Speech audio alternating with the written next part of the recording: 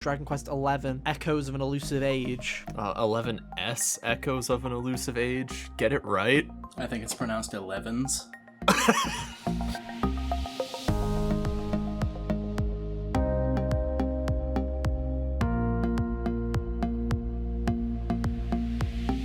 Hey everybody, how's it going? Welcome back to the HGO podcast. I'm your host for today, Ethan, and as always, I'm joined with the boys, Kyle and Hunter. Hey guys, how you doing?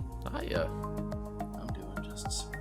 You know, I am terrible. I'm gonna apologize up front this week.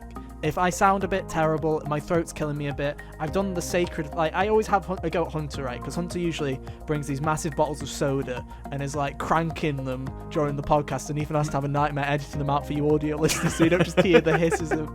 But I've got like an icy drink to sore my throat, so if you hear ice and stuff like that, I apologise. My throat's a bit dead. But hey, enough about me. We're here to talk about everything that's happened this week in the world of gaming. So yeah, welcome back.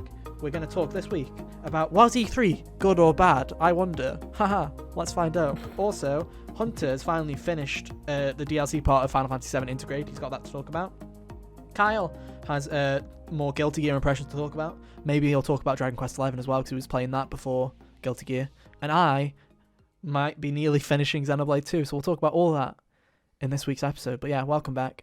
Welcome to all the new listeners. In the past couple of weeks, we've had a massive surge of new listeners on both audio and on video podcasts, so thank you for hanging out with us. Make sure to follow, leave a rating if you enjoy, and hey, subscribe maybe on the YouTube channel. We're so close. We're like 5 subscribers off from 100. So if you are an audio listener and you want to make our week, please go on over to the YouTube channel. Just type Hot Gamers Only on YouTube. Please go and subscribe. If we hit 100 subscribers by the end of June, we'd really appreciate it. It's an awesome goal. We'll finally have a custom URL. And I don't usually like to self-plug anymore at the start of these, but I just want to get there. So if you could, I love you forever. It'd be great. Right there.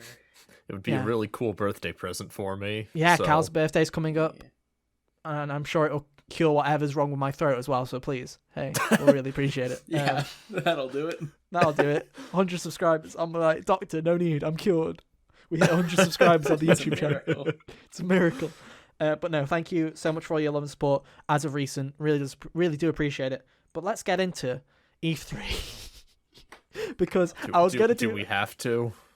We don't have to, but yeah, we do, because we've got no other content to talk about. We had games last week and we couldn't even fill an hour up, so we're gonna have to talk about something beforehand. I was going to bring the sunglasses back on and act like E3 was the most amazing thing ever. I couldn't do it. Even, like, I was like, I couldn't. So we're going to talk about overall impressions of E3. We're going to go through conference by conference. I watched all of them. I know you can put your I'm sorry for your loss of time in the comments. I really do appreciate it. Man, I really ended up losing this E3. And then you guys watched most of them, right? I think the only ones you guys didn't watch is Kyle didn't watch Jeff Keighley. Correct. And you both didn't watch the Koch Media event. I didn't watch most of it. I skipped through it. Yeah. But most of them I ended we up watched. skimming a lot of things, so... Mm-hmm. You see, I didn't. I sat through them all. I watched Keeley's thing, but, you know, every time something that was not interesting was on, I fast-forwarded. Yeah, that sounds about right. So from what I understand, it sounds like you fast-forwarded most of it. It was pretty dull. True. It was pretty dull. Which is what I'd describe E3 as this year. It was pretty dull. We're going to get into it. There were some decent shows. I think 2 of these shows in particular were decent. Like, they were fine. But there was nothing exceptional on play. And I don't think anyone... I feel like even the stuff that we knew going in, that we were hyped for, aka Breath of the Wild 2, I even think that didn't hit the mark as much as people wanted it to. Like, the trailer was cool, but when they're going maybe 2022, I'm like, oh god, that game's not coming out till mid-2023 now. We're not even getting it anytime soon. We'll get into it. So, I'll throw it to you guys first, I guess. Did you like E3 this year? Either of you. Just a general summary of what you saw. How do you feel? As a whole, not just like individual press conference wise. As a whole, it was pretty mediocre. There were some decent highs when, you know, people actually had something cool to show. But there was a lot of other... Yeah, it was just a lot of indifference towards most of what was being shown.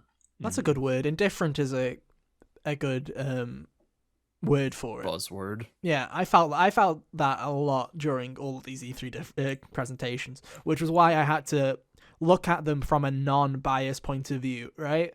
We'll get into who quote-unquote won E3. I hate when people say who won E3 because the answer is nobody won because you're just being sold products here. Like, let's be real. It's like... Gamers won. The gamers It's won. all capitalism. Capitalism won. Exactly. But I had to look at it from a very non-biased point of view. I had to go, like, because if we were just going solely off of games that I'm likely to play as of recent, then Nintendo would win because I already have the hardware, so I'm more inclined already to go and pick those games up in the short term. So I had to go and look at each one and go, from an unbiased point of view, if you just look at the quality of games and what was there, what was it? And we'll get to that in a second on who quote-unquote won. Kyle, overall opinions? I'm basically with Hunter. It was all just very average, mediocre. Yeah. Whatever word you want to put in there. Oh, I 100% agree. I feel like we're going to have an interesting Nintendo conversation in a little bit. I feel like this is going to be very interesting. So I'm going to start off. To me, besides like Microsoft and Nintendo, none of the conferences really blew me away. Well, I mean, right. Do you want to? Shall we talk about those? Because when we're talking about who won E3 here, the big... I mean, those are like the only ones worth talking about. The two contenders here are Microsoft, Xbox Bethesda, and Nintendo are the only two conferences that are even worth really mentioning at this point. So shall we talk about Square? Shall we talk about Summer Game Fest? I'm not even going to touch on the fucking attempt that Capcom and Koch Media even decided to show up with. Because those... I saw someone on Twitter say I think it was better if they just didn't show up than show up with those. Yeah. I'm like, yeah, if you don't have anything to show, don't show up. Capcom was just showing us things we already knew about. Yeah. Yeah, so Capcom's I knew, just not to watch, because it was just... to be fair, they literally told us. So there's that, at least. They told us that it would be those things, and that's it. And... So I was like, I mean, they did, but it doesn't, like, you know, Hunter, though, if someone's going to say, hey, I'm going to bore you to death in like 24 hours time, just a warning, is it still like to go, oh, but they warned us, guys? It's still terrible. Well, I still feel like... see, they told me that, and I didn't watch. Yeah, my point. But my point is, why show up even if you're knowing that you're not going to live up to people's expectations or give a care about it? But I digress. The Koch Media thing was awful. Some really funny reactions, though. If you want to go and see the best reactions out of E3 this year, go and watch anyone's reactions to the Koch Media event, especially Kind of Funny's reaction, because that was fucking priceless, where they were skimming between different things. They were going to IGN's coverage instead because it was that boring. Greg Miller just fucking walked out halfway through. He was like, I'm done. I'm going to go get some food. It was hilarious, and then it just all ended with an ending screen that just said stream over. It didn't even say thanks for watching. It was just stream over, no music. It was just a JPEG. It was hilarious. But no, let's talk about Square and how much of a disappointment Square's press conference was. See, like, Capcom could have been Square, where they told you exactly what you were going to get, and then somehow even managed to underdeliver expectations that way and make you hate something that they showed. And right, yeah, on the spectrum, you can check our reactions. Our reactions to the Square Enix and Xbox presentations are unlisted. I'm thinking of making the Xbox one public again, just because that one people seem to be caring about. So by the time you watch this, it might be public again. I might make that one public again. But the Square one's definitely staying unlisted. If you would like to go check that out, just head to the HGO Reactions playlist on YouTube, and it will be in there. And you can see how underwhelmed we truly were. But my whole thing with the Square Enix one was I even liked Guardians of the Galaxy. From what I saw of Guardians of the Galaxy, I actually liked the look of that video game. I was actually like... I'm interested in buying that video game. Was the demo far too long? Yes. Did they show the most boring mission I think they could have possibly shown at an E3 showcase? Yes. Why they thought fighting cubes of jelly was a good idea for a tech demo, like for the demo? No clue. But regardless of that, everything that they showed was a massive disappointment. The Final Fantasy 2D thing being essentially what is just 16:9 like mobile ports on Steam seems a bit like So I don't know the validity of this, but it's not even like a collection from what I understand. No, it's individual. Yeah. It's individual ones. They're just all releasing all of them on individually. And they're also separate from the other first 6 ports, which they released in 2013. Yeah. So there's that too. Yeah, they're now the 3D ports, and these are the 2D ports. A little less ugly models or sprites than what the 2013 versions had, but yeah. Still. So yeah, that was underwhelming. The Avengers stuff, I don't know why they keep trying to sell Avengers to people. I feel like that game's just dead, and I feel like they should just let it die. Please. We're nearly a year into its release, and the Spider-Man exclusive PlayStation character isn't even out. Never mind any actual content. Like, they haven't even promised on the pre-order, like, buy it on PlayStation thing. So God knows what's wrong with that game. Life is Strange. I'm looking forward to Life is Strange a lot, but they literally showed stuff we've already seen that we didn't need to see again. And especially because it was at the Nintendo conference, and that's where it actually shined. I was like, why did you have your own conference? It's a cool little animated trailer for the having Nintendo that cool little was neat. Yeah, and having Life is Strange on Switch is great. That's a great little announcement to have. Why didn't you just keep that there and put it here? No clue. Do we want to talk about Babel?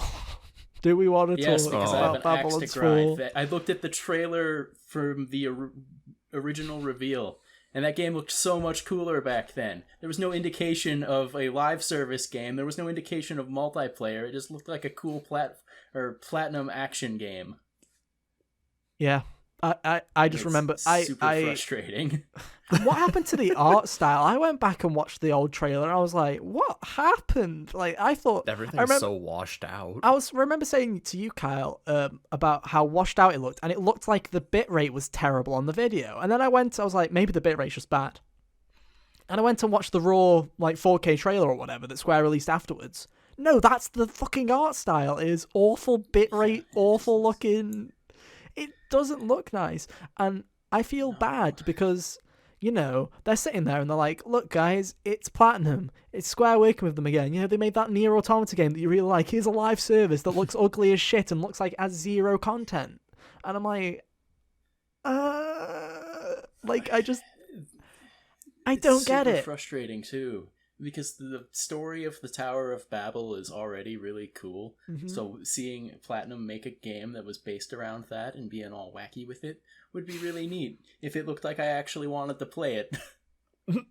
I honestly, and I hate to say this about Platinum because Platinum's made some great games. I really liked, should I say, Nier Automata. And I know people love that game. And Platinum have made some great games like Bayonetta. But I feel like that studio's cursed at the moment. I genuinely feel like that studio is cursed. Scalebound cancelled. This happens to Babylon's Fall. Bayonetta 3 has been in purgatory for fucking 5 years at this point. Nearly 4 years, nearly 5. And it's like, what is happening at Platinum? Like, genuinely. Like, obviously they released Astral Chain, right? That was Platinum. Mm-hmm. So they have released a game that was good in the past couple of years. But even that was a bit lackluster. And that was the end of 2019. So I'm really confused about what's happening at Platinum right now. I don't know. That game just looked so mediocre. It was kind of unreal. I guess we should talk about the Final Fantasy game that they announced. Another underwhelming thing. The Kill Chaos game. Yeah, the Kill Chaos game. Final Fantasy. What is it called? Like, so I'm still interested in this game, but it was not a good showing for it here. People that were joking on Twitter saying it looks like a PS3 game, you were right, it does look like a PS3 game. I was making the joke of they were taking the copying from aspect a bit too hard because they even went to the from idea of making your game look like it was on the last generation of consoles every time. I was like, wow, that's impressive. It does not look good. It looks ugly as hell. And I don't get why this is a game. Like, from the looks of it, people say the gameplay is fun, and I'm like, fair enough. But I'm just sitting here and I'm like, why? Because you've got Final Fantasy 16 and Final Fantasy 7 Remake coming out. So there's no lack of Final Fantasy coming soon. So the idea of it being a Final Fantasy game and it being special because it's a Final Fantasy game, that's out of the window because it'll be released right in the midst of 2 big Final Fantasies coming out. And then the second problem it has is it seems to be kind of like an isekai kind of someone coming from another world in kind of game where it's like, oh, I'm new to this world. I want to kill Chaos, blah, blah, blah. Let's say Chaos 50 times. Normie Craig just got Normie Craig. Yeah, isekai. Yeah, it's like an isekai thing. But the thing about I've refused to learn his name, I've just been calling him that. The thing about Normie Craig is, and that whole concept is, Forspoken, the other Square JRPG coming out next year, is basically the same premise. Is that girl is from another world being dropped into a world of fantasy. So I'm like, this game has nothing special going for it other than Final Fantasy Dark Souls. One line, and it made everyone like her. Yeah. Remarking about the dragon. Yeah. This dude just yelled chaos a bunch, and everyone makes fun of him. I don't know. Like, I know not why I'm here, only that I must kill chaos. I'm optimistic about it, but in the way of like, yeah, 7 out of 10. Maybe. Yeah. I haven't played the demo.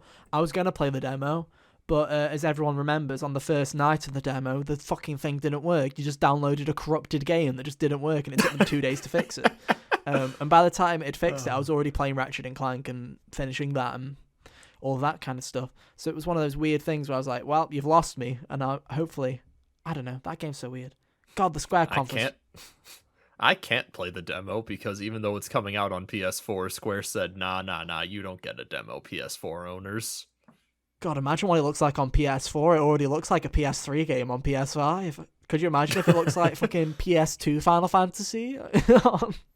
It'd probably look nicer. Anyway, that was... Well, that's FF10 and FF12, so... Yeah. Square Enix, let down. I'll let y'all decide if you think that's a good thing or not. Pretty terrible.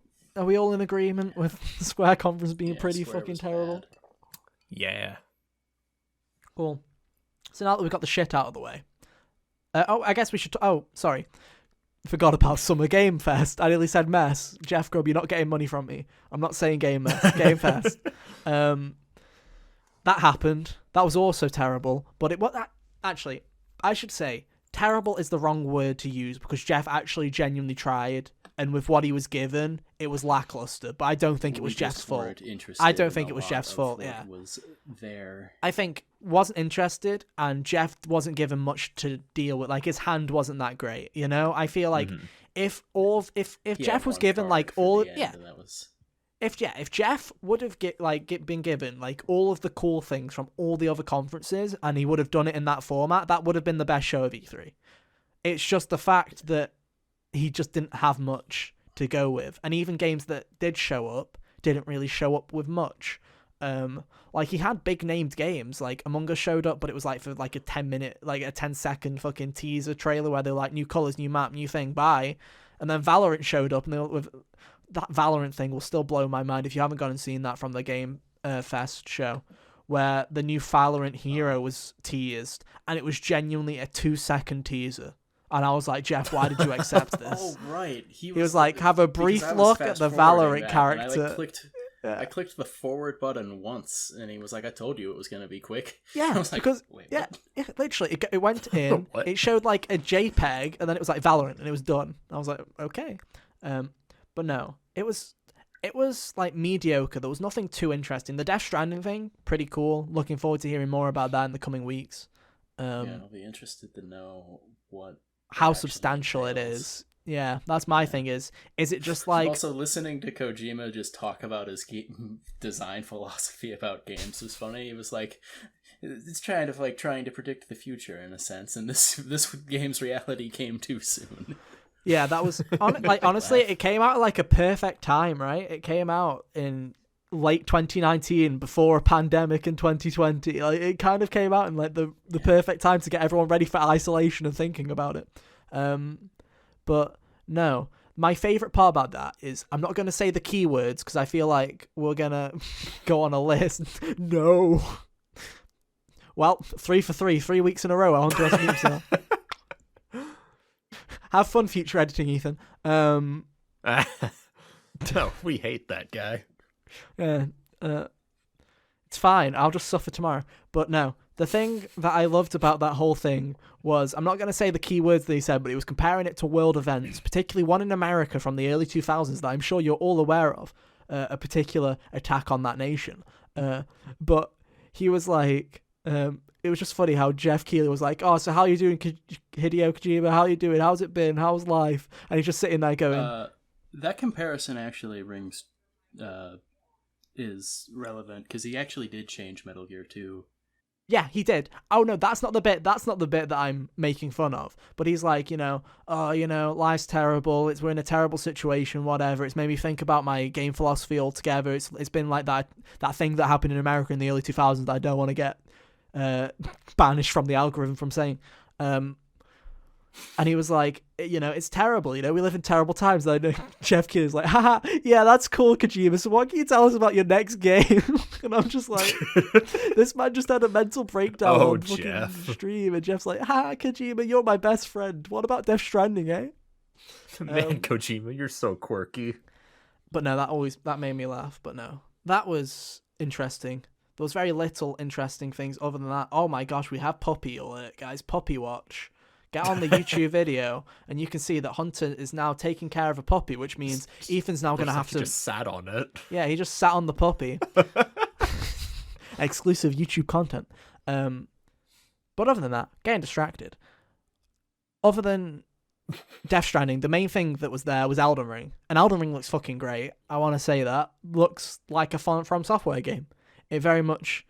Do I win the prediction of it looks like Dark Souls, and every Dark Souls fan will literally have a like a see the light moment, and everyone else just like, yeah, it's Dark Hunter's fighting with his puppy right now. If you're wondering why I'm stuttering, Hunter is suffering. His dog is trying to chew the wire on his headphones. He's just trying to eat my earphones. Yeah, I think Hunter's just done with the podcast. I think that's it. Bye. Puppies won the day. Off the rails entirely. But no, Elden Ring looks pretty cool. I'll say that. I'll probably end up buying Elden Ring when it comes out. It looks very interesting. Do you think it gets pushed at all? 50-50. I think that if it does get delayed, it'll still come out next year. But I think if it gets delayed, it'll get pushed. I had a talk with my friend Eamon about this, where he was like, "Do you think it gets pushed?" And I'm like, "If it gets pushed, it'll get pushed to April latest. It'll be a month or two delay. It won't be a big delay. I think that game's done." From what I've heard from leaks and rumor mill, that game pre-COVID was supposed to come out last year, and then COVID pushed it really far. It was supposed to be late 2020. That it was coming out, so it's been pushed a long time. So I assume they're basically done. I think it'll make it. I feel like it's really weird. It's like when Kingdom Hearts got announced at that E3 that it was coming out in January, and everyone was like, "Yeah, sure, they're never gonna hit that date," and they hit the date. So yeah, I think it's coming. But other than that, I was the only one that sat through the entirety of Jeff Keighley's Summer Game Fest, so I'm the only one that can really give it anything. It was fine. It was a thing. There wasn't that much that interested me, but it's a fine conference. Let's talk about the other two, because I feel like this is where we get into the boxing match. I hope you're all ready, guys. Get in, audio listeners. It's time for Ethan to be overwhelmed by two people, because here we go again, because here comes the unpopular opinion of who won E3, and I don't think I know what sides everyone's on. So, out of Nintendo and Xbox, which was the better conference? You guys pick a side. Oh, we're just going right to that? Yeah. That's all we have left. Sure. I know what you're going to say. I'll stand with Nintendo. Yeah. Next. Yeah. Okay. Yeah. Cool. No. This is where we'll fight on these hills. It was Xbox. They Xbox started won. with Starfield, and that trailer de-hyped you. Yeah, they still won. Right. Here's the thing, right? And this is what I've wanted to talk to you guys for a while, right? Is the reason that Xbox won was because Xbox showed stuff, and I was like, oh, that's cool, and most of it was on Game Pass, so it was accessible to basically everyone that owns an Xbox. Nintendo went, here's the same shitty IPs we always fucking shovel out every 2 years, and everyone's like, fucking game of the year, dude. Yes, they had Metroid. Yes, they showed Breath of the Wild that's going to come out in 2026. But other than those two games... 2026? Other than those two games, what did they show? Let's look, everybody. It's WarioWare, a game this last release was on the 3DS about 5 or 6 years ago. Whoop-de-fucking-do, they always make a WarioWare. And then that one was like the highlight because the rest of them were just like Mario Party, another one, this thing, another one. Like they just brought out their fucking regular shit, and I was like, Nintendo fans were like, oh my god, they won E3, and I'm like, of course, because you're a Nintendo fan. But when you look at it from an unbiased perspective, like I'm gonna buy that Mario Party, I'm gonna buy, maybe I'll buy Metroid. I probably won't buy Metroid, but I'll buy Metroid. there are a load of games where I was like, damn, I'll probably buy a load of these. They're cool, but from an unbiased perspective, Xbox had the games and they had the interesting stuff. You know, they covered every range. They had all those Psychonauts. shooters they had were real interesting. Yeah, but when they're not talking about shooters, they had Psychonauts. They had the sports games. They had like that skiing game that looked fucking sick, and it was like, you having fun, now, Hunter? But they had that. They had He that doesn't have headphones and he can't hear you. Yeah.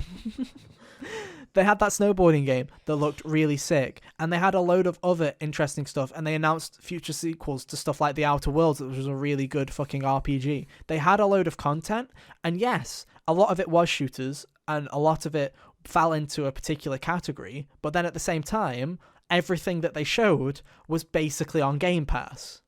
And then they're not asking you to pay full price for every single one of these shooters. They're saying, hey, if you have an Xbox and you have £8 a month, you have $10 a month, well, congratulations, everything you've just seen in this presentation, you will be playing. Congrats. Whereas Nintendo's like, yeah, we have a couple of cool games, but it's like, you're going to pay $60 for that Mario Party again, and you're going to pay $60 for that fucking WarioWare game that is definitely not worth $60. And you're going to pay $60 for that Metroid game, and you're going to pay $60 for this, because it's Nintendo, and of course you are, because you're Nintendo and you're a sucker, and I'm a sucker. I bought New Super Mario Bros. U Deluxe. The Deluxe. Metroid game is probably worth $60. I hate that conversation that people have been having. Can we just talk about that? That whole conversation of people saying, is Metroid worth $60? And I love how everyone's been like, talking about how people don't think Metroid's worth $60. I'm like, bitch, please, why is Nintendo fans getting on this? You bought Mario U Deluxe for $60. You bought Donkey Kong Tropical Freeze for $60. You bought everything. You bought 1-2 Mario Switch. Kart 8 twice. Yeah, you bought 1-2 Switch for $60. Now we're having the conversation when they make a Metroid game that you might not like the look of. A game that's probably actually worth your money. Yeah. Skyward Sword's about to come out again for $60. Exactly. But no, that's to me. When it cost $50 on the Wii. We'll get into specifics. And $20 on the Wii U.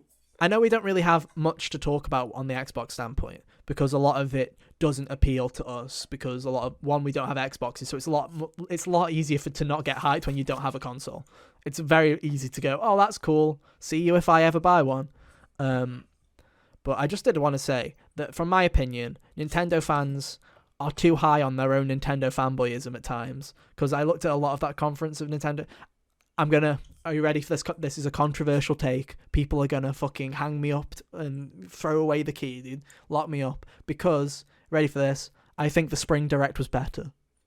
And I am standing by that. I think the Spring Direct was a better Nintendo Direct than the one that we got at E3. And I'm standing by it. That ended with Splatoon.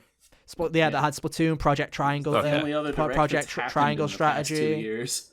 Pardon? Yeah, the one that had Project Triangle Bro, Strategy. I don't remember these things. Yeah. It was the Direct that had Project Triangle Strategy. Obviously, it had a Smash reveal because every fucking Direct has a Smash reveal. But it had Splatoon 3. That one, I just liked that Direct more. I think it had better pacing. There was some cool stuff in this one, but I just thought that Direct was a better Direct. Sue me. It was still a good Direct, though. Because there were a couple of games that I wanted to talk about. Other than that, on the Xbox side, there was some cool stuff. I'm still mad about Forza. I'm still mad about Halo maybe not making it because that game seems to be fucking skating on thin ice. But there was a load of cool stuff. Like you said, do you want to talk about Starfield real quick? I can tell you my opinions on Starfield. If you want to, because go for it. It was fine.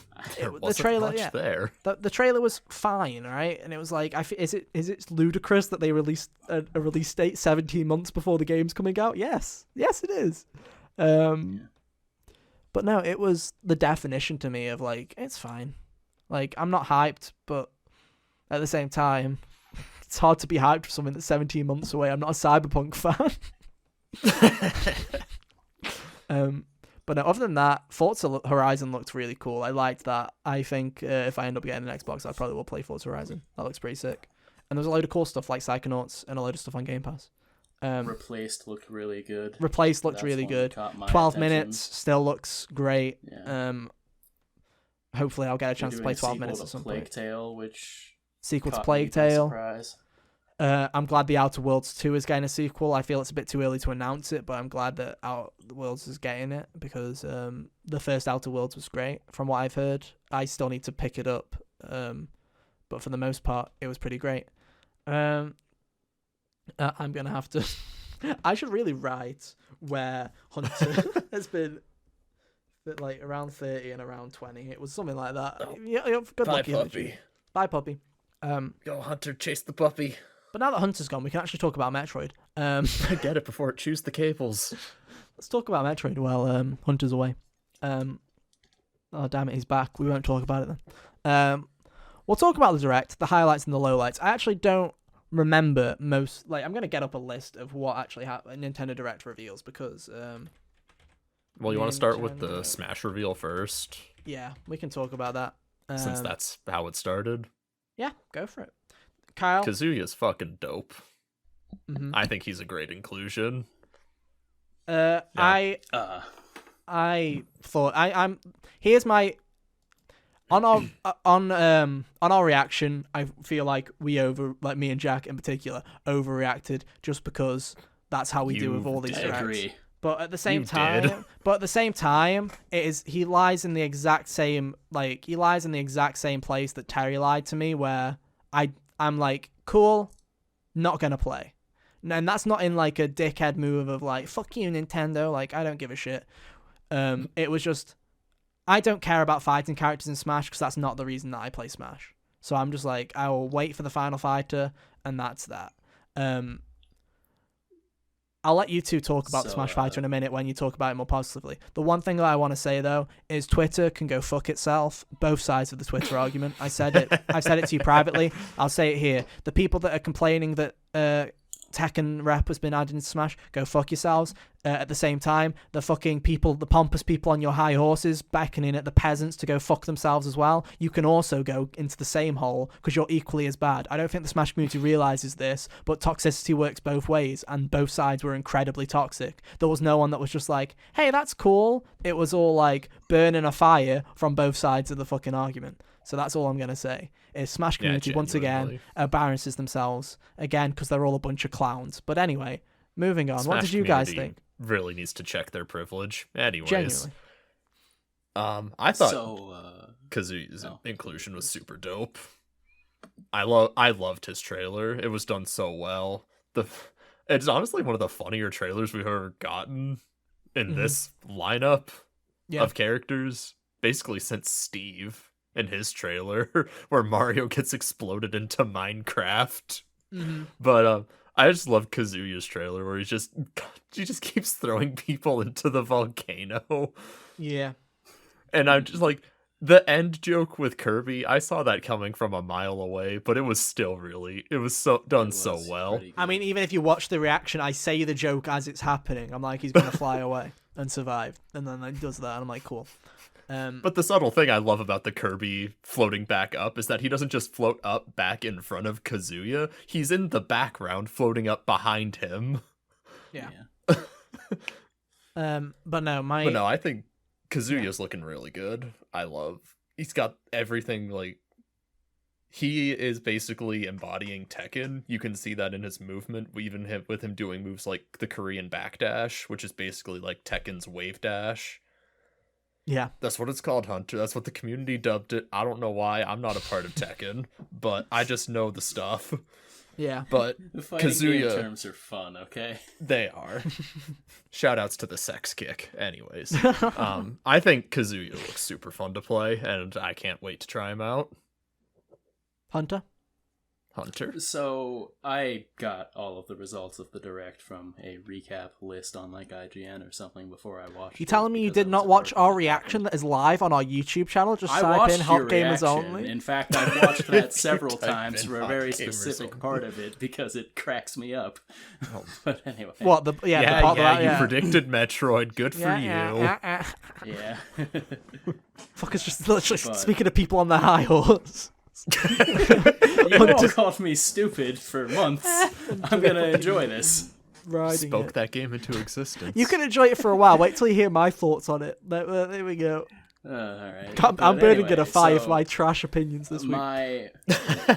So when I saw that Kazuya was the character, I was like, oh, it didn't do anything for me. But then I saw the trailer and I'm like, oh, his moves look really cool. So he'll be fun to play as.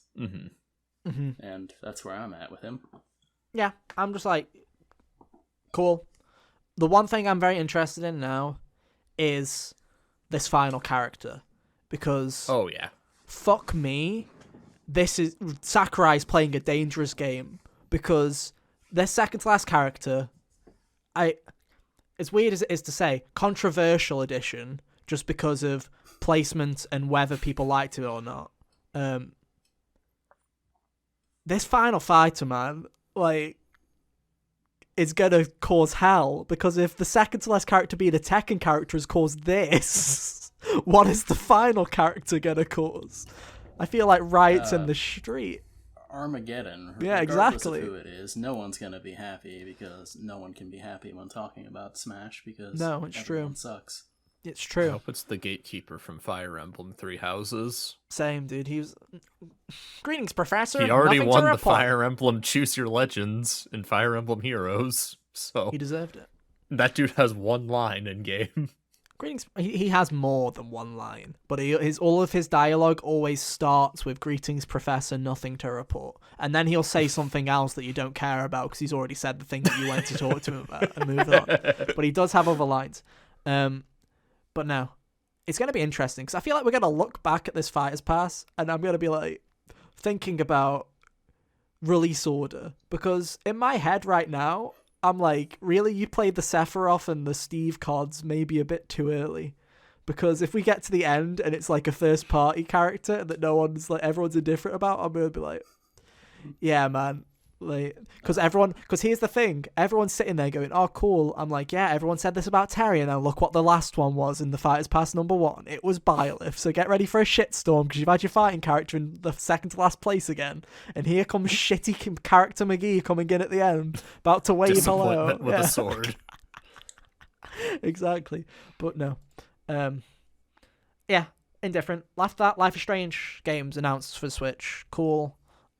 We've talked about those enough. Also, Monkey Ball's getting a collection called Banana Mania, which was fine. Mario Party Superstars looks interesting. I love this. Is this finally the Mario Party game that we've been waiting for, or is it just going to be disappointment? Is it, though?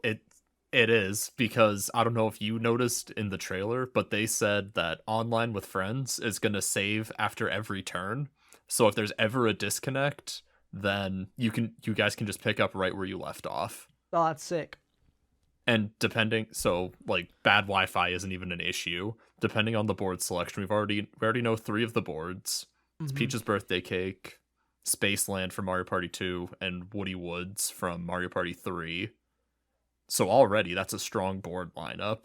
You have, I think, over 100 or over 100 mini games from. They said over 100. All the Mario parties. No, not all of them. Only the N64 and GameCube ones. Oh well, still that's a great selection of mini games. They said old. I believe that they said old Mario Party things as well. And I know it's just Mario Parties repackaged, but man, this has been what I've seen so many people, myself included, wanting for so long, just Mario Party online. And I'm glad it's finally happening with good boards and good mini games and not Super Mario Party.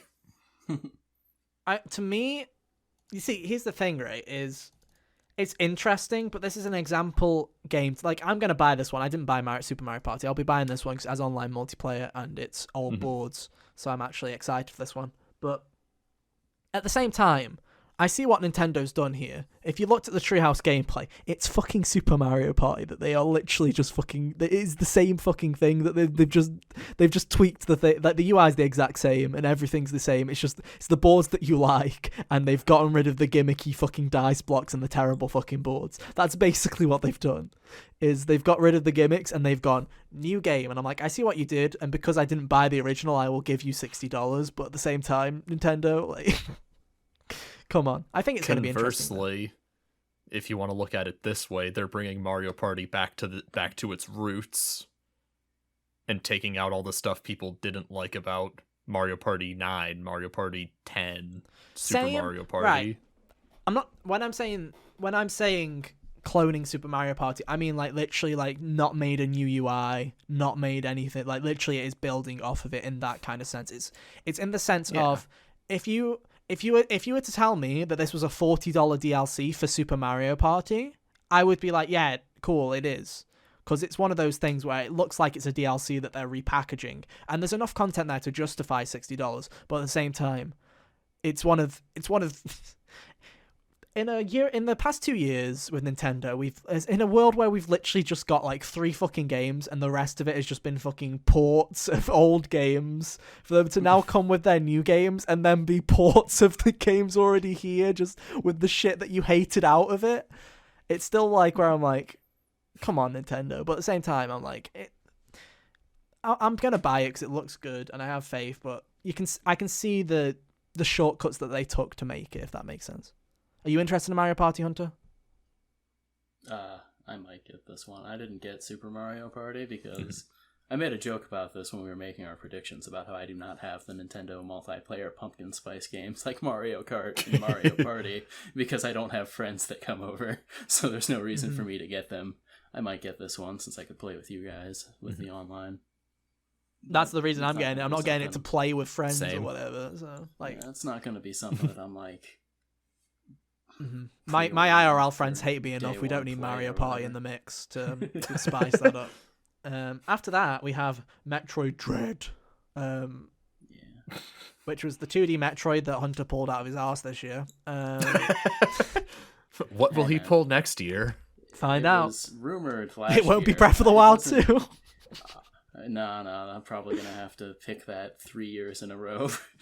That's cute that you think you're going to get another chance of picking that. You don't think anyone else is going to pick that one up?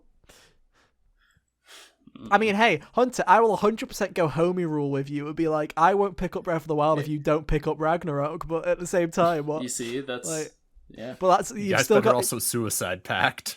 That's also the thing, is I want to do this so I can keep asking for that. True. I think Sam and Jack would respect the meme enough to let me have it. Yeah. I would do it too.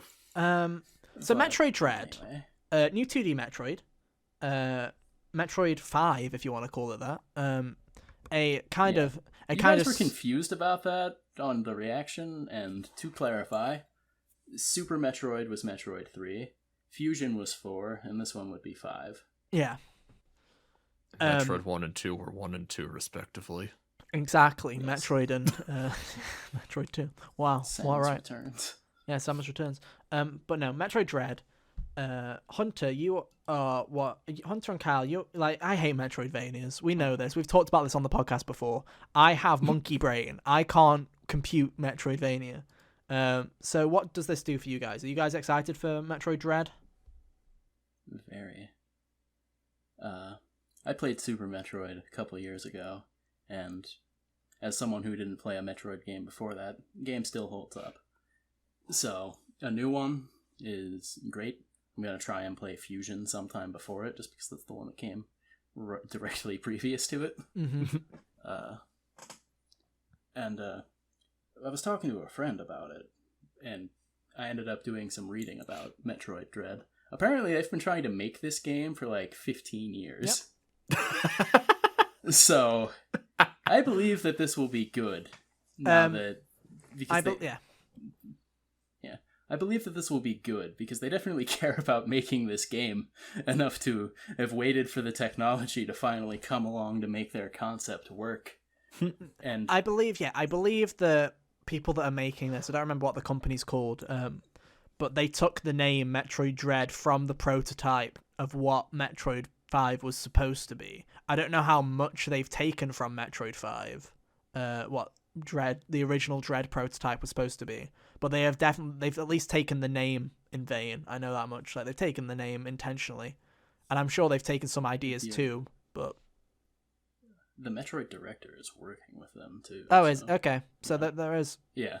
At least it's like a tandem. It's like a tandem development between like the director and his team, and Mercury Steam. That's a Mercury Steam. Who likes them enough to have asked for them again. So, yeah, I think this game's going to be great when it comes out. Yeah, I think it'll be decent. Kyle, what's your thoughts? I definitely think the game's going to be good, and it's nice that Metroid fans can finally have some food after nothing from Metroid Prime 4 and Federation Force, which I think most people want to forget Samus happened. Returns. They got Samus. Oh Returns. yeah, a remake of 2. I mean, yeah, like it's better than nothing, dude. You've got some franchises. Fucking Pikmin fans have been starving for fucking years. Yeah, but F-Zero's been who cares dead about in the water Pikmin? since the GameCube. Yeah, F-Zero, exactly. My thoughts on this is, as someone that isn't into Metroid, I was like, okay, cool. That was it. I was like, yeah, not bad. Right. I don't. Deep thoughts going on up there. It doesn't like nothing about this goes, oh, I want to play this. Like genuinely, to me, nothing screams this is for me. You know, where I'm just like, it looks like Metroid. It looks like fine. I don't like. There's something about the art style that just doesn't click with me, and I've said this before, where I feel like the washed out kind of look to everything. I hope that's not what the entire game looks like, because I feel like it looks very washed out right now. That's my main concern with it. So, I feel like they're going to make the things that need to pop, like, stand out, but I think that might be I think it just might be a tonal thing, where the colors are a bit more subdued, because, well, I mean, the game's called Dread. They're trying to... Yeah, but it's like... Right. Set the atmosphere. Yeah, but right. It's called mood lighting, Ethan. No, it's not, because it's like I don't go to Doom Eternal and go, oh fuck me, this is too bright and colourful for hell. No, I go, cool, that's hell, dude. Let's go, rip and tear. Conversely, hell is on fire, so it should be bright. Yeah, but here's the thing, right? Is literally, I'm watching through the trailer now. They show like 5 different environments here. They show like caves, they show like a lab kind of area, they show kind of like an outside of the lab kind of area, and they're all the same fucking color. I'd be all down for being like, oh yes, I'm like, to me this is definitely like a thing that just doesn't seem to work for me. It's like everything looks the same, and it'll play great, and I'm sure Metroid fans will be very happy with it. But for someone that's outside of Metroid, the visuals don't appeal to me, and the gameplay definitely doesn't, because I feel like if you like Metroid, most of the people that would like Metroid have tried Metroid or have already got into Metroid. I don't think this will be like a mainstream game in any sense of the word. I think Metroid will still stay niche. Metroid usually isn't. Yeah, exactly. I don't think, but I don't think this is, for many game franchises, the Switch release has kind of taken them out of taken them more mainstream, right? Like you've even your niche titles like Xenoblade has become more of like a mainstream kind of, it's become like the JRPG for Nintendo right now because of Nintendo Switch, because Xenoblade 2 sold, I think, nearly 3 million copies, and Xenoblade 1 has already sold over 1 million as well on Switch. And it's like, that's crazy when it's like, I'd hope it'd do the same for Metroid, but I don't know if it will. We'll see. Well, at least relative to the series, I think it will, but... Yeah. You see, I'd say yeah, but I don't know. We'll see. It'll be interesting. I mean, hey, if anyone out here hasn't played Super Metroid before, it's available on Nintendo Switch Online. Yeah, if you you can be bothered to deal with SNESflix, you go for it. Knock yourself out, or just play any of the random ones they keep adding every month or so that no one gives a shit about. Like, I love dude, after you put Super Metroid on there, you can only go downhill. Right. Anyway, it's a great game. Cruise and Blast, WarioWare, Get It Together.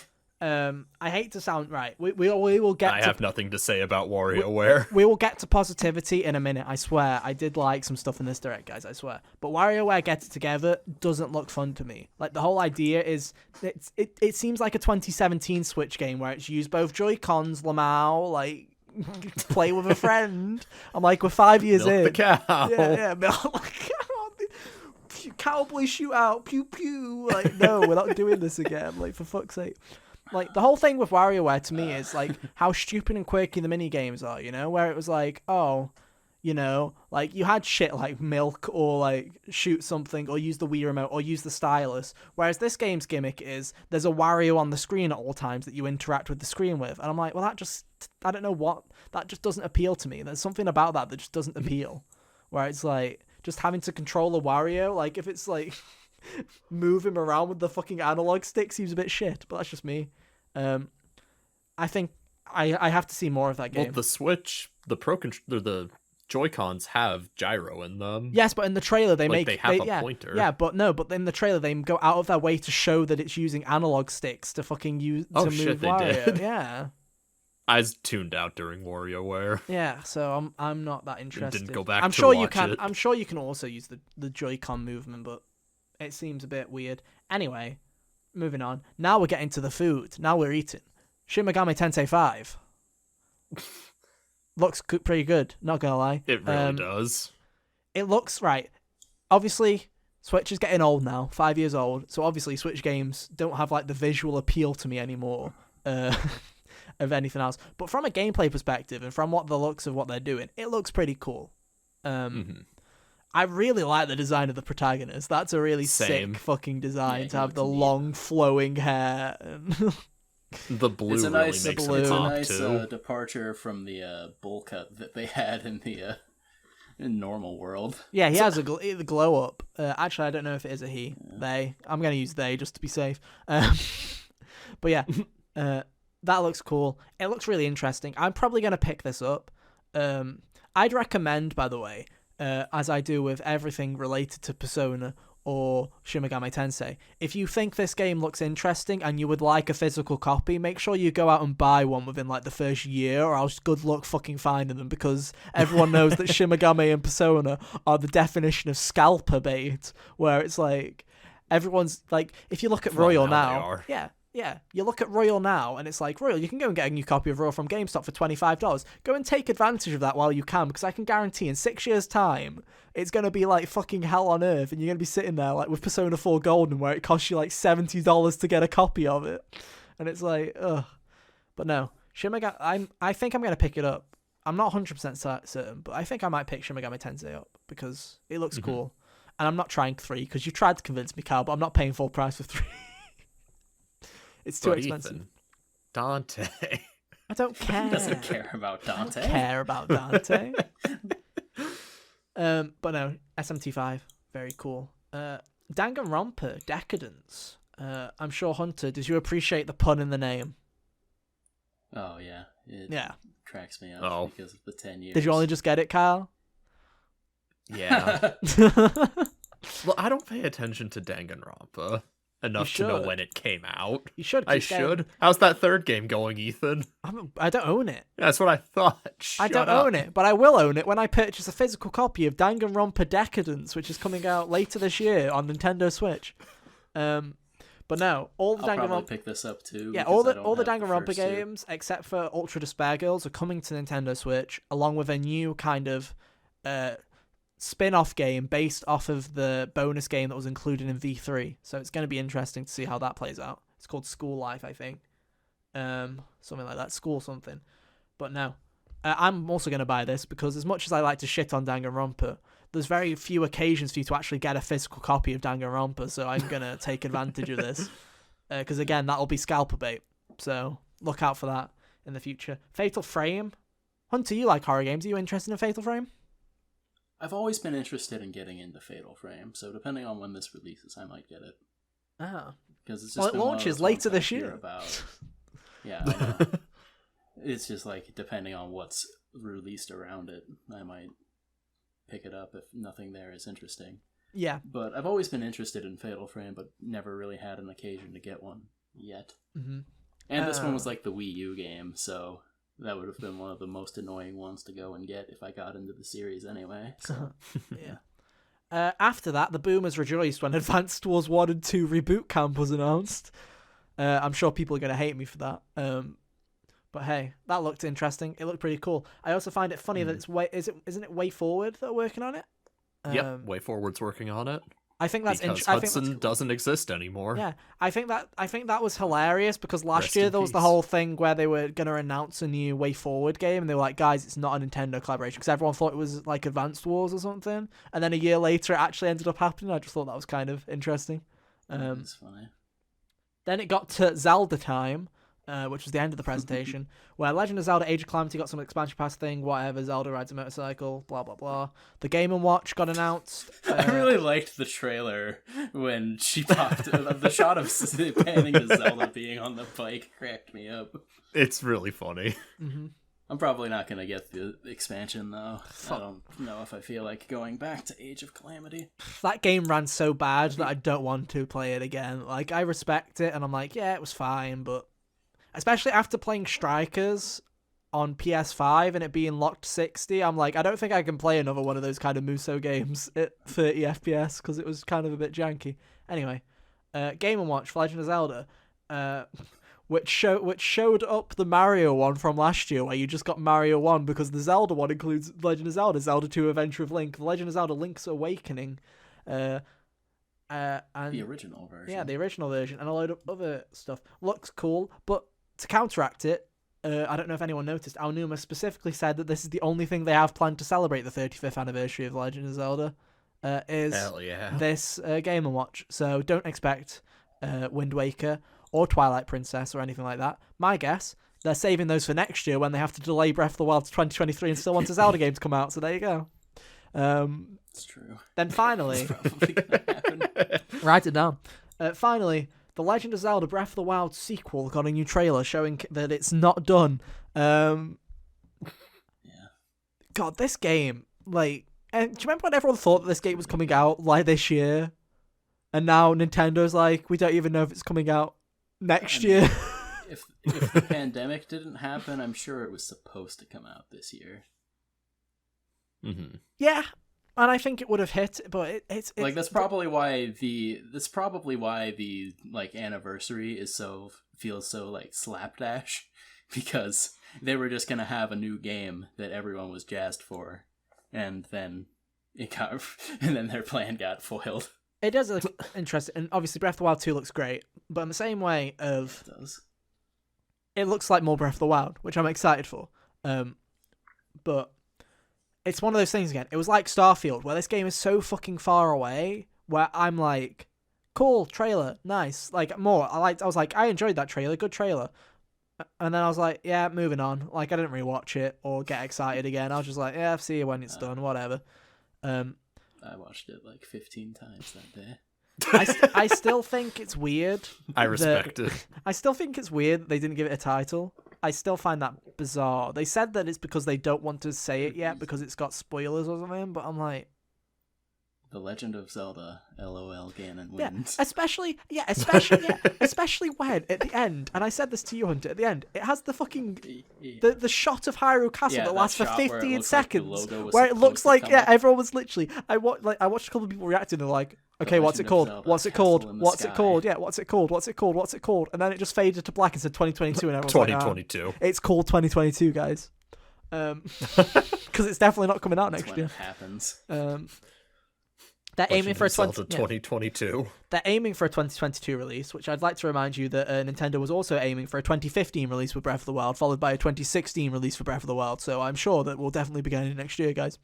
My God, we're just getting the same game again. It's the same development cycle. The cycle continues. The never-ending story. God help us with Breath of the Wild 3. Anyway, but that was the Nintendo conference. We went in depth with that one just because there was a lot to talk about because it's the one that we were mostly interested in. But no, decent conference overall. Aye. But still, I thought Xbox's, from a perspective, was better. From a biased perspective, Nintendo won for me in my heart because there was just a load of shit I wanted to play. But alas, Xbox and its damn Nintendo Game showed Pass. Mario Party, and that's all I needed. Yeah, alas, Xbox has a Game good Pass. Mario Party. Yeah. Anyway, with that out of the way, The theories attached to that Zelda trailer now are like hilarious too. I've been enjoying. oh, the reading fucking some of thing those. Barrett spread, like It's amazing. that's gone everywhere. I'm like, I would respect that. So I don't think that's what's gonna happen. Of course, it fucking my is. own theory is a bit. My own theory is a bit more tame than that, but I think that he's onto something in a few regards. What, with time travel and stuff like that? Well, yeah, it seems clear to me that there's some kind of time shenanigans going on in that game. Obviously. Like. I feel like the title probably has some reference to... The word past is probably in it. Just a guess. Zelda to the past. Echoes of the past or something. Legend of Zelda, we still chucked... Yeah, Lamau, you thought that you were going to spend time with Zelda, the video game. Lamau. Did you guys see that Pro ZD skit that came out after the trailer? Oh, yeah. Where he just chucks the Zelda amiibo and he's like, well, fuck you. It just made me laugh, however. I was like, lol, you thought you were going to play as Zelda. We're just chucking her off a cliff, dude. Like, bye. Like... What I found was funny was like someone like took the fucking scene of her falling off the cliff and then stitched it with the start of Undertale, and I was like, that's funny, dude. That's funny. That's great. Undertale is canon. But no, there you go. That was our E3 thoughts. Fucking hell. I like how we were able to talk more about E3 and how much of a disappointment it was than it was to than talking about 2 games we liked last week that were new. Ethan, how many times do we have to tell you this? It's easier to talk about things you don't like. It is true. And man, I hate everything. With that out of the way, we're going to do a quick... Which is why you're getting a 3-hour episode today. Dead throat. Let's go. With that out of the way, we'll do some rapid fire. Hunter, this is going to be hard for you, so I think this is going to be a very quick topic because you're going to have to very quickly talk about your thoughts and feelings of the Final Fantasy VII Intergrade Intermission Bollocks DLC without spoiling anything for me because I still haven't touched it. Should I walk away? Should I just do a thing where you... No, don't worry. I'm still going to have to edit it anyway, yeah. Go. Yeah. But no, what are your impressions of it overall? Yuffie's fighting style is really cool. It was a nice little stopgap. I didn't bother with the Fort Condor hijinks for very much more than like 3 games of that, so I didn't care for the side quests very much. I just main path to that. And are there any trophies related with it? I'm gonna find out. You carry on. I'm gonna find out. But Ethan, spoilers. Trophies don't have spoilers, right, guys? Sure they do. Yeah, obviously not. Oh my god, that happens? It did a good job at making me like Yuffie, which the original failed to do in any capacity. She's a good little foil to Cloud in a way, as far as being the character that you're playing as. Because Cloud is very much pushes his emotions down under the surface, and Yuffie is very bombastic. As far as the story, it's good at setting up a motivation that... Two trophies. Become the Fort Condor Grandmaster and become the Fort Condor Grandmaster on hard difficulty. The mini-game gets harder with the hard mode? Why can't it be like the bike mini-game where you can just skip it? Well, I mean, you could just not do it. Fuck you, don't tell me what to do. I was just presenting a possibility. I will sit through that miserable mini-game and you won't tell me what to do. Anyway, carry on. So yeah, it was good. Great, moving on now. I have much more to say about it. Yeah. Was the ending interesting? I've heard people say that the ending was interesting without spoiling anything. Was the ending interesting? Yes. It was very interesting. Great, can't wait to find out in maybe the next 2 weeks if I end up finishing. Thank you, Hunter, for that incredible review of Final Fantasy VII Remake Intergrade. That might be the weirdest interaction we've had on this show. Well, it's hard because Hunter knows how much I care about Remake, so it's like... Yeah, I respect that he can't tell me anything about it, but at the same time, it's like... There's nothing more to it, I guess. Well, I'm sure once I finished it, I'm sure we'll have a nice little conversation about it on the podcast. Spoilers or not, we'll probably find a way to talk about it in some way, shape, or form once I finish playing it Yeah. in July. We'll see. July. Actually, I July's pretty close. Yeah. So, Never mind. Yeah. talking about quick updates, how have you been finding Guilty Gear, Kyle? I'm still in love with the game. Really? It has basically taken up all of my free time, which is bad because I'm taking a class that involves me needing to write essays. Nah, fuck it. If I remember anything from my Overwatch days, it was like, fuck it, you know? Like, I was sitting there, like, I had first year exams in uni, and I would literally get home from an exam, have an exam the next day, and instead of going upstairs to study, I would literally come into this room, turn my PlayStation on, and play Overwatch. And the sad part was all my friends who were also sitting first year exams, who were in the exact same situation, were already in a party, and I just joined and played Overwatch with them for like 4 hours. But no, hell no, dude. Just enjoy it. If you're enjoying the game, fucking do it. You can do an essay easy enough, dude. Honestly, all you need, dude. You need a night. That's all you need, dude. You don't need much effort. The essay that was due yesterday. I wrote it all yesterday. That's how you do it. Got feedback, got a 95 on it, and I feel like I didn't even do that well on it. So, Mm-hmm. That's how I always second guess. That's the reason I second guess most of my uni time, was because I had classmates who would spend weeks preparing like for their shit and their essays and get like a 2-2, and then I'd sit there going shit 2 nights before and do it in the span of 2 all-nighters or whatever, and then get like a first on it and be like, like I'm just sitting there, like I was the kind of person that would reference essays, and instead of like some people would have like a reference already prepared, I would literally be like, I need to prove this point, time to go online and see if I can find a journal that proves this point. Yeah, that's how you do it. Anyway, Guilty Gear. The moral of the story, kids, is don't study. Yeah, studying. It's not about how long you spend on something, it's about the quality that you do. Like, it doesn't matter. You can spend forever on something. You can spend forever on something and have it be shit, and you can write something in an hour and have it be great. It's all about quality, dude. I do have a tangent about Cyberpunk in a second. Go on, Kyle. Anyway, Guilty Gear, am I right, gamers? Games we like. Guilty Gear. It's just still so much freaking fun, dude. Like, no matter, even if like regardless if I'm playing good or bad or not, the game itself is just so much fun to play that I care about my performance, but I'm having more fun playing the game than I am at being good at the game, if that makes sense. Yeah. And I've seen, now that the game's been out for a bit, I've seen a lot of interactions on Twitter and like on Twitter and the Guilty Gear subreddit where people are like, yeah, this is my first fighting game and I'm really enjoying it. Like, it's super accessible for me. And so, like, honestly, like the fact that it's reaching markets that ArcSys probably wasn't even intending for it to hit, like, this is incredible. And I'm really looking forward to the longevity of this game. I just want to see what happens next with it. Yeah, I'm glad that it's hitting audiences. Obviously, the fighting game community has had a very interesting... Guilty Gear has also had an interesting thing. I saw someone on Twitter talking about how, hey guys, why don't you just let the casuals have fun? Because apparently a couple of people... Yeah, because apparently a couple of people in the community have been shitting on casuals having fun and playing online. Which, how dare they?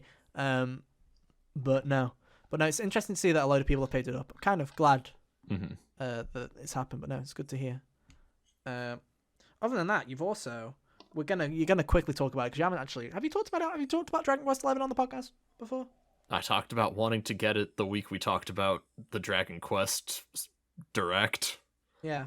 And then literally right after we finished recording that, I saw that it was on sale on PS4. So I'm like, yeah, let's do it. The stars have aligned. Yes, please. I wished I noticed this a couple hours ago. Yeah, anyway. So how have you been finding it, early hours of Dragon Quest XI, Echoes of an Elusive Age? 11S, Echoes of an Elusive Age. Oh, sorry, you're playing right? S as well. Nice. Well, you see, you're... 11s. It's true. Thank you, Hunter. Get outdone. See? You thought you could... Yeah, you... Sorry, I forgot how fucking Moon Brain Hunter is. Yeah, dude. Moon Brain. That was just the fucking Giga Brain meme, dude. It was like I was like Dragon Quest 11, you were like Dragon Quest 11S, and then Hunter was like fucking Giga Mega Brain at the bottom, like Dragon Quest 11s. Exactly. Absolutely. Look how many times they ported it. Yeah, exactly. Fair enough. It is 11s. Giving Skyrim a run for its money. Anyway. So how much have you played of it? I don't remember the last thing I did because it's been a couple weeks because Guilty Gear came out and took over my life. But I've gotten all 7 of the party members. Okay. So there's at least that. The game itself, like, I like this cast of characters. They're all endearing and interesting enough to keep me going.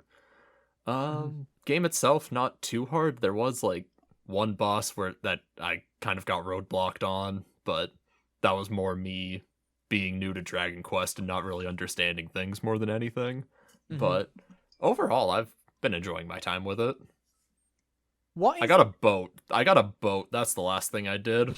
Nice. Boats. What is the vibe of so Dragon now the Quest? whole world is open to me. Like, what is the vibe? Like, because That's a really good question. Because like Persona, edgy teens trying to fight their depression or whatever. Fucking Final Fantasy, edgy weebs in a weird world that are usually like trying to fight God. What is the whole Dragon Quest spiel? Like what are the characters' motives? Is it fight God?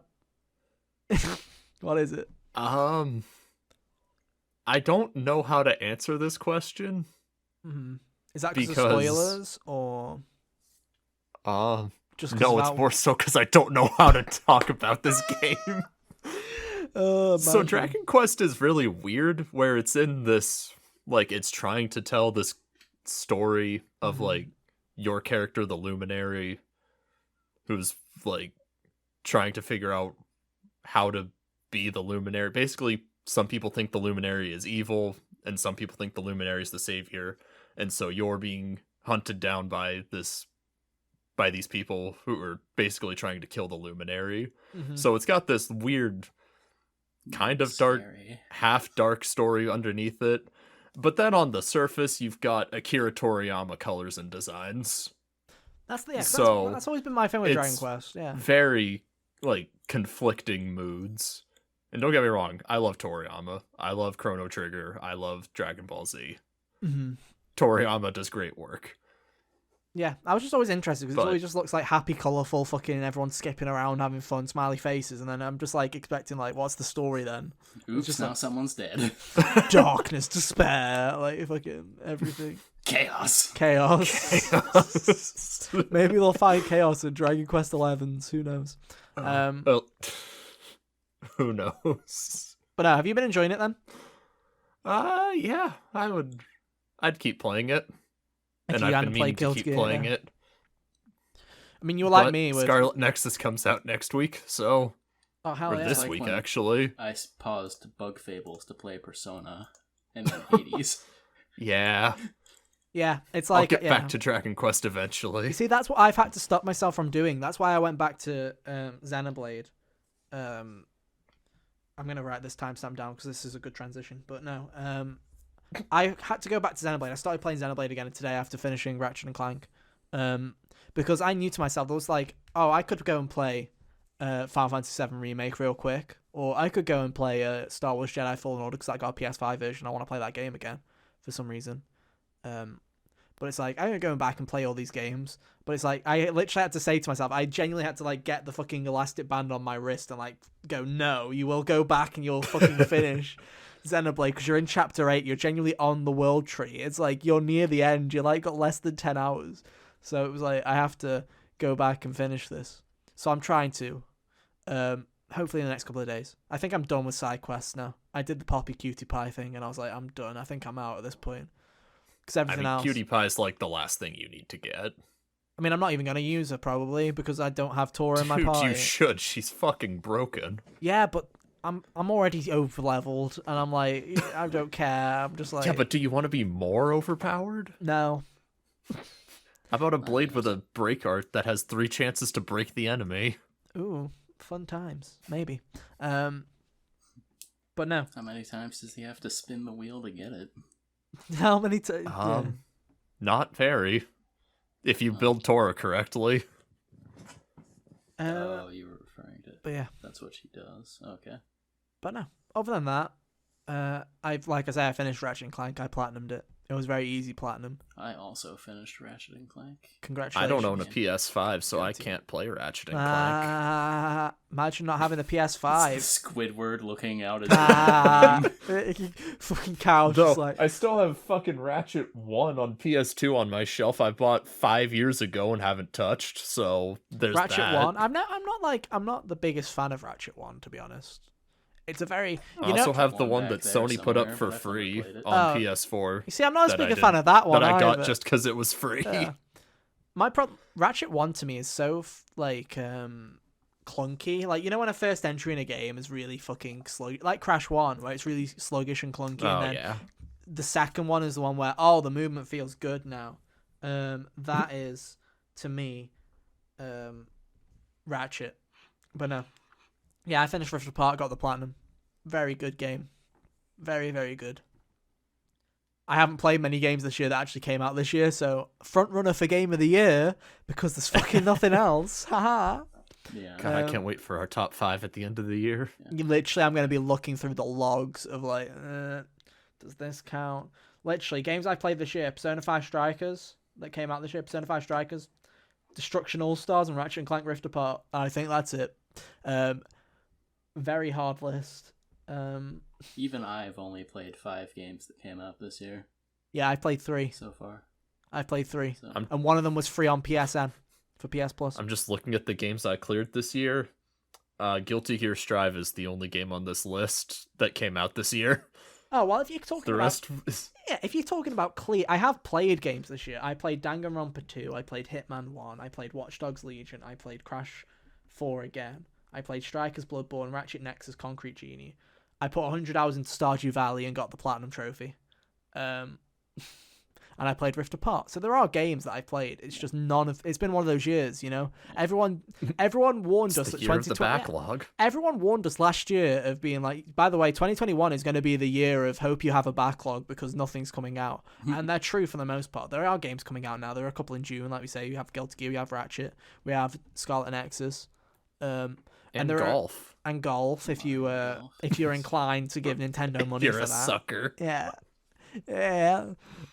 Are you a sucker hunter? Everyone that buys golf, I'm just sitting. Play those together. That's fair. I don't have anyone to play golf with. Yeah, I don't have friends to play golf with. You know what? You know in the Captain America meme where it's like, so you decided to post this or you decided to buy this. I just think of that. And like, but Captain America, yeah. So the meme is so you thought you should buy this, and the Captain America is the person that bought Mario Tennis Aces, knowing on the other side that these Mario sports games aren't worth it, and that's what I like to think. But no, have fun with Golf Hunter. I'm sure it'll be great. I'm sure it will be, or it'll at least satisfy me. Especially Hunter's if I'm literally, Scarlet Nexus at the same time. Hunter's literally just gonna sit there with all these games. He's like, look at me, I'm like literally buying every new entry of everything. He's just like gonna have a haul, and I'm just sitting here like, why can't I hold all of these? Yeah. Well, meanwhile, I'm sitting here going, well, that was a fun 2 days of Ratchet and Clank. See you in September for Life is Strange. Bye. Like that's like literally, I'm like, well, that's it for new games. It's been fun. Yeah. But no. Are you not gonna pick up Scarlet Nexus? No, I don't think so. It doesn't really seem like the kind of thing that would appeal to him very much. It looks interesting, but it's not something that I am willing to risk a chance. Like, I'm not willing to take a chance on it for full price. Ain't there a demo out? Yeah, and I need to play it, but as you can tell, Kyle, I'm not very productive with my time. Fair enough. But no, I do need to try the demo out, and maybe if I try the demo out and I like it, I might pick it up. But I don't know. I've already spent a lot of money on a game this month, and Final Fantasy VII DLC as well. So yeah. I'm already like, I've had my fill. maybe if I have a source of income come in, I'll be like, yeah, fuck it, buy everything. Where's that Xbox? I'll give Phil Spencer some money and play that stupid snowboarding game on Game Pass. Let's go. But unfortunately, we don't live in that mythical world right now, so we have to sit here instead and be sad and play old games again and again. Oh well, it's fine. I have a backlog for like 2 months, and then I'll be screwed. But with that, I think that has been our show, everybody. I think we've talked about everything. Are we good? I think we're good. Nah, I'm good. Very cool. But now, thank you, everybody. It's nowhere near that 3 hours I told the audience they were getting. But, no, but it's I guess an hour. They'll just have to live with it. Yeah, but it's an hour and 20 minutes. You know, it's closer to our regular episode lengths than last week. Spoiler cast. That's almost half of 3 hours. Yeah, we could just go for another. We could just go for another hour and a half. I'm sure my throat won't die. But no, thank you. I could get maybe 5 minutes out of talking about Chrono Trigger. Thank you so much for listening / watching. As always, our links are on screen now, or they're in the link or they're in the description. Sorry, on podcast services. So if you want to go and follow us on social media, then go ahead and do so right now. As always, you can go and follow us on Twitter. Subscribe to our YouTube channels, please do. We're nearly 100 subs. And as always, if you want to find us on your favorite podcast service, you can head to the link tree in the description where you can find us on your favorite podcast services, such as Spotify and Apple Podcasts. But yeah, with that has been our show. Thank you so much for listening. We'll be back same time, same place next week for more. But until then, have an amazing week. And yeah, we'll see you next time. Bye. See ya. Toodaloo.